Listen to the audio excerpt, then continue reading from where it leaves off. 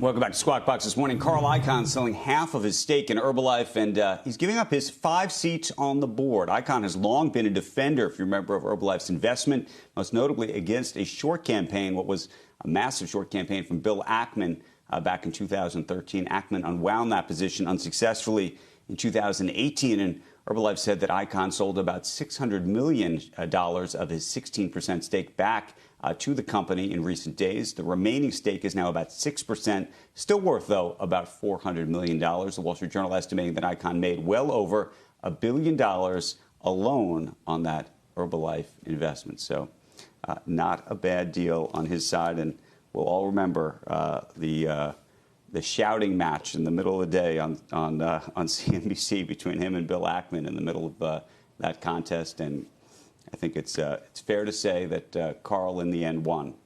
Yeah, they're mutually exclusive, the two arguments.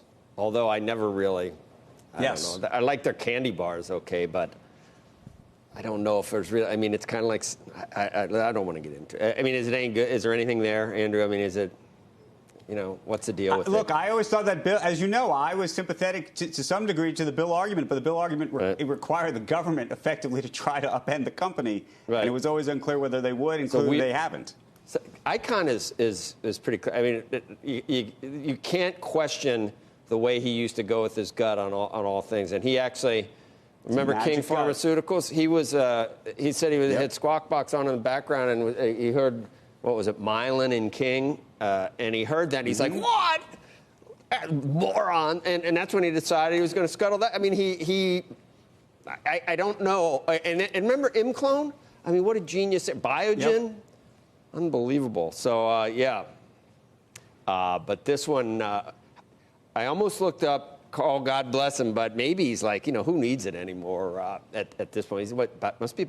He's over 80, right? So it's like, I don't know. I don't know what goes into his decisions at this point on his stakes because, I don't know. I might start raising some cash. Hopefully he lives to 105. But the tax rate's lower in New York. I mean, the tax rate's lower in Florida. So he did make the move in the last year. So maybe he was, We haven't really talked to a lot of people do any end-of-the-year selling to capture the rate. That's what I was going to say. If you worry about what happens with the Senate race, if Barry's point about this whole thing, if you worry about what happens with the Senate race, if you are worried about higher capital gains, there obviously wasn't a mass move to sell anything because you looked at the new highs set on the last trading day of the year and the new highs set again today. But you have to wonder if there were some people who have been doing this for a while who were selling. Shepard Smith here. Thanks for watching CNBC on YouTube.